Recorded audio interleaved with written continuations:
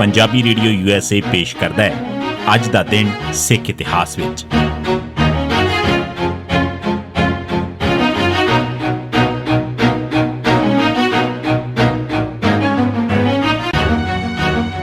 सिख इतिहास दीआं घटनावां च 12 जनवरी का दिन 1797 शाहजमान का अमृतसर ते हमला 20,000 अफगान मारे गए। 1748 तो 1767 तक अहमद शाह दुरानी ने पंजाब ते 8 वार हमले कीते ते खूब लुੱਟਮਾਰ ਕੀਤੀ। सिखां हथों उसनूं पहली हार अक्तूबर 1762 च होई। इस मगरों 1767 च भी सिखां ने उसका खूब नुकसान किया। हुण वो एक कमज़ोर बुढ़ा निम्मो चूणा बेबस बेदिल ते हारिया होया कमज़ोर हो चुका ते घबराया होया शख्स सी। अखीर सिखां की ताकत तो डरदा विचारा अहमद शाह 23 अक्तूबर 1772 के दिन दुनिया तो विदा हो गया। उसका पुत्र भी पंजाब च कोई कामयाबी हासिल ना कर सकिया। तैमूर की मौत 20 मई 1793 के दिन हो गई। उसकी थां ते उसका 23 साला पुत्र जमान शाह काबल का राजा बनिया। पंजाब ते उसका पहला हमला दसंबर 1793 शुरू होया।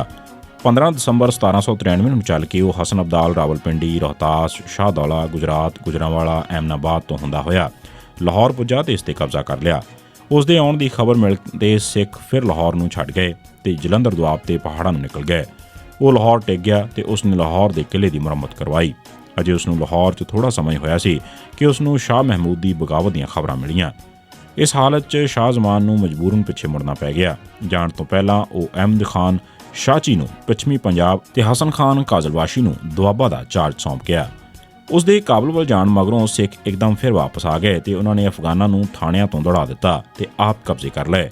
ਸਿੱਖਾਂ ਦੀ ਇੱਕ ਲੜਾਈ ਸ਼ਾਚੀ ਨਾਲ ਵੀ ਹੋਈ ਜਿਸ 'ਚ ਉਹ ਆਪਣੇ 2000 ਅਫਗਾਨ ਸਿਪਾਹੀਆਂ ਸਣੇ ਮਾਰਿਆ ਗਿਆ। ਸ਼ਾਹ ਮਹਿਮੂਦ ਨੂੰ ਹਰਾ ਕੇ ਦੜਾਉਣ ਮਗਰੋਂ ਸ਼ਾਹ ਜ਼ਮਾਨ ਫਿਰ ਪੰਜਾਬ ਨੂੰ ਚੌਥੀ ਤੇ ਆਖਰੀ ਵਾਰ ਮੁੜ ਪਿਆ। ਇਹ ਗੱਲ ਸਤੰਬਰ 1798 ਦੀ ਹੈ। ਉਸਨੇ ਲਾਹੌਰ ਪੁੱਜ ਕੇ ਕਿਲੇ ਤੇ ਮੁੜ ਕਬਜ਼ਾ ਕਰ ਲਿਆ। ਹੁਣ ਫਿਰ ਉਸ ਨੂੰ ਸ਼ਾਹ ਮਹਿਮੂਦ ਵੱਲੋਂ ਪਰਸ਼ੀਆ ਦੇ ਬਾਦਸ਼ਾਹ ਦੀ ਮਦਦ ਨਾਲ ਕਾਬਲ ਤੇ ਹਮਲਾ ਕਰਨ ਦੀਆਂ ਖਬਰਾਂ ਮਿਲੀਆਂ। ਉਹ ਫੇਰ ਪਿੱਛੇ ਮੁੜ ਪਿਆ ਤੇ ਇਸ ਵਾਰ ਦੋਹਾਂ ਧਿਰਾਂ 'ਚ ਜ਼ਬਰਦਸਤ ਲੜਾਈ ਹੋਈ ਜਿਸ 'ਚ ਉਹ ਸ਼ਾਹ ਮਹਿਮੂਦ ਕੋਲੋਂ ਹਾਰ ਗਿਆ। ਸ਼ਾਹ ਮਹਿਮੂਦ ਨੇ ਉਸ ਨੂੰ ਗ੍ਰਿਫਤਾਰ ਕਰਕੇ ਅੰਨਾ ਕਰ ਦਿੱਤਾ ਤੇ ਇਸ ਨਾਲ ਹੀ ਉਸ ਦੀ ਬਾਦਸ਼ਾਹਤ ਦਾ ਖਾਤਮਾ ਹੋ ਗਿਆ। ਸ਼ਾਹ ਜ਼ਮਾਨ ਨੇ ਭਾਵੇਂ ਪੰਜਾਬ ਵੱਲ ਕਈ ਵਾਰ 15 ਦਸੰਬਰ 1793, 3 ਨਵੰਬਰ 1795, 12 ਅਕਤੂਬਰ 1796 ਹਮਲਾ ਕਰਨ ਦੀਆਂ ਹਰਕਤਾਂ ਕੀਤੀਆਂ ਪਰ ਉਹ ਵਿਚਾਰਾ ਕਾਮਯਾਬ ਨਾ ਹੋ ਸਕਿਆ। ਉਸ ਦੀ ਨਾਕਾਮਯਾਬੀ ਦੇ ਦੋ ਮੁੱਖ ਕਾਰਨ ਸਨ।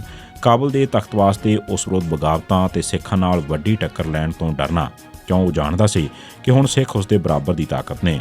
ਉਸ ਦੀ ਮੌਤ ਮਗਰੋਂ ਪੰਜਾਬ ਦੇਸ਼ ਸਿੱਖ ਹੋਮਲੈਂਡ ਦੇ ਅਸਲ ਹਾਕਮ ਸਿਰਫ ਤੇ ਸਿਰਫ ਸਿੱਖ ਹੀ ਸਨ। ਤੀਜੇ ਹਮਲੇ ਦੌਰਾਨ ਸ਼ਾਹ ਜ਼ਮਾਨ 1 ਜਨਵਰੀ 1797 ਦੇ ਦਿਨ ਲਾਹੌਰ ਪੁੱਜਾ।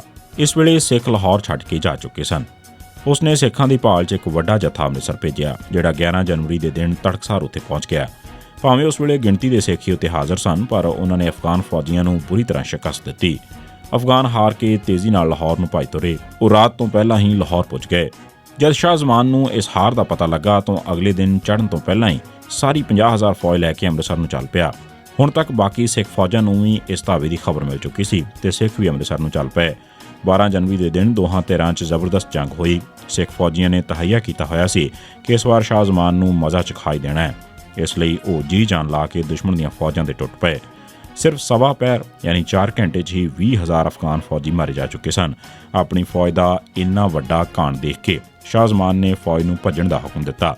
ਸਿੱਖਾਂ ਨੇ ਉਹਨਾਂ ਦਾ 20 ਮੀਲ ਤੱਕ ਪਿੱਛਾ ਕੀਤਾ ਤੇ ਹੋਰ ਸੈਂਕੜੇ ਅਫਗਾਨ ਫੌਜੀ ਮਾਰ ਦਿੱਤੇ। 12 ਜਨਵਰੀ 1988 ਦੇ ਦਿਨ ਪੁਲਿਸ ਨੇ ਦਇਆ ਸਿੰਘ ਤੇ ਬਲਬੀਰ ਸਿੰਘ ਨੂੰ ਨਕਲੀ ਮੁਕਾਬਲਿਆਂ ਸ਼ਹੀਦ ਕੀਤਾ। ਇਸ ਦਿਨ ਬਾਬਲੂ ਕਾਲਾ 'ਚ ਇੱਕ ਰਾਹਗੀਰ ਹਰਜਿੰਦਰ ਸਿੰਘ ਨੂੰ CRPF ਨੇ ਬੇਵਜ੍ਹਾ ਕਤਲ ਕਰ ਦਿੱਤਾ। ਇਹ ਸੀ ਸਿੱਖ ਇਤਿਹਾਸ ਦੀਆਂ ਘਟਨਾਵਾਂ 'ਚ 12 ਜਨਵਰੀ ਦਾ ਦਿਨ।